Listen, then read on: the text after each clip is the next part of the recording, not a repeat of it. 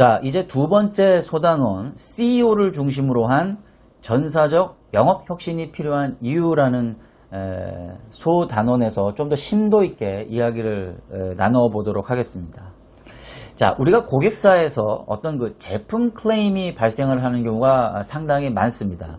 이때 이를 처리하는 프로세스가 전혀 고객 중심적이지 않은 그런 회사들이 의외로 많다라는 겁니다.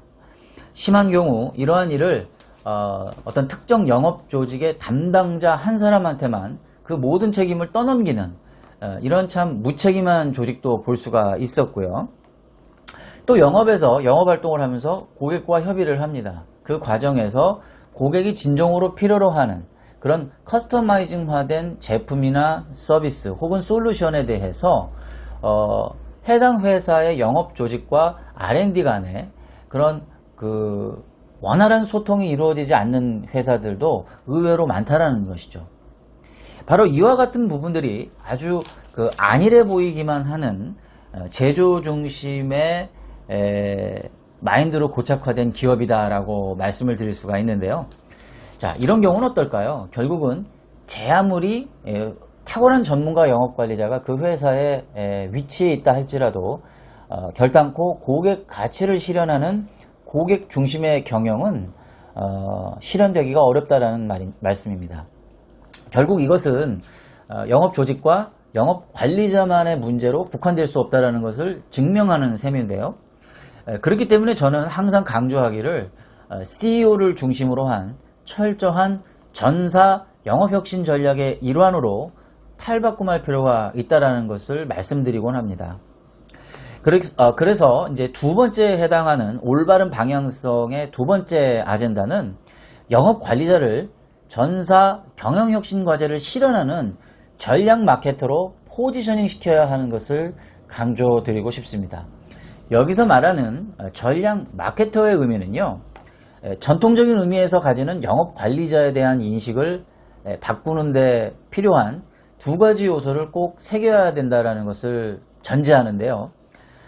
첫 번째는요, 영업 관리자가 이제 단순히 영업 대표들의 어떤 근태나 매출 지표 위주로 관리하는 그 기능적 한계를 벗어나야 함을 말씀드리는 것이고요. 나머지 하나는 마케팅과 영업의 기능 모두를 아우를 수 있는 시장 전략가로서 세워져야 함을 말합니다.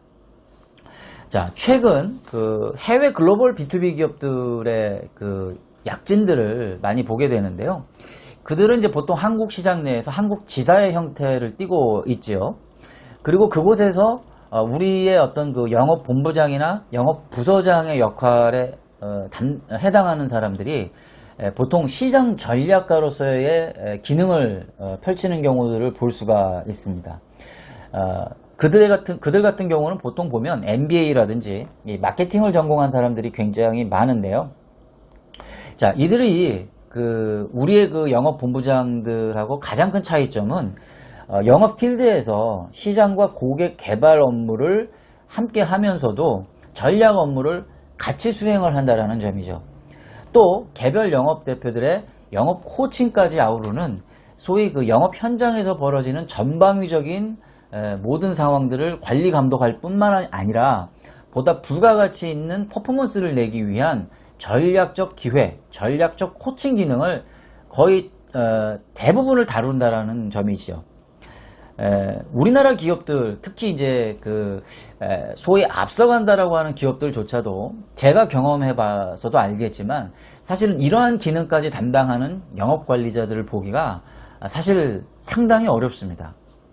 그럼에도 불구하고 영미권의 이제 기업들 같은 경우는 B2B 영역이 이제 과거에서부터 굉장히 강하게 드라이브 되어지고 또 발달되어진 측면이 있다 보니까 우리의 이제 영업 관리자들보다 훨씬 높은 레벨에서 영업 대표들을 코칭하고 또 이 동기부여를 제공하고 더 나아가서 이 전략적인 기획적 역량을 바탕으로 한 단계 한 단계 어떻게 영업 수행 활동을 진전시켜 나가야 될지에 대한 그러한 그 청사진을 제시한다라는 측면에서 보면 상당한 좀 수준차가 있다라고 저는 개인적으로 생각을 합니다.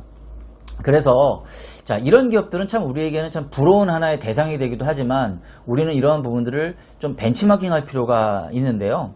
자, 이들 다국적 기업의 이제 한국 지사의 기업들을 이렇게 살펴보다 보면 자체적으로 이제 그 B2B 영업 교육 프로그램들을 만들어서 그 해당 그 영업 직원들을 이렇게 교육하는 경우들도 사실 상당히 많이 있더라는 거죠.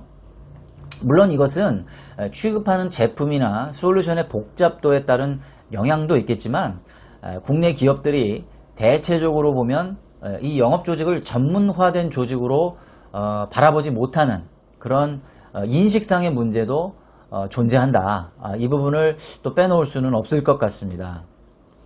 저 같은 경우는 개인적으로 좀 운이 좋았던 것이 뭐였냐면 원래 처음부터 영업 필드로 제가 투입이 된 것이 아니고 처음에는 이제 광고 마케팅 기획자로서 일을 하다가 뭐 여러 가지 사정에 의해서 제가 이제 영업 부서로 발령을 받았는데 결국은 저는 이제 기본적인 그 마케팅의 기획 역량, 어떤 조정 역량에 대한 부분들이 좀 어느 정도 학습이 된 상태였기 때문에 영업 필드로 나갔을 때는 그러한 학습된 역량들이 바로바로 뭐 사용되어지거나 적용되지는 못했지만 이게 이제 시간이 흘러가면서 경험치가 쌓이면서 어떤 기획적인 역량을 바탕으로 해서 영업 활동을 수행했을 때 그 시너지가 훨씬 더 강하게 작용되었음은 부인할 수가 없다라는 것이죠.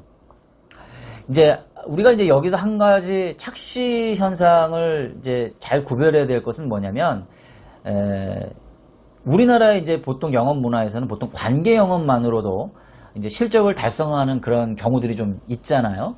그래서 이런 전략 마케터의 기능이 다소 이렇게 간과되어지는 부분들이 좀 있습니다.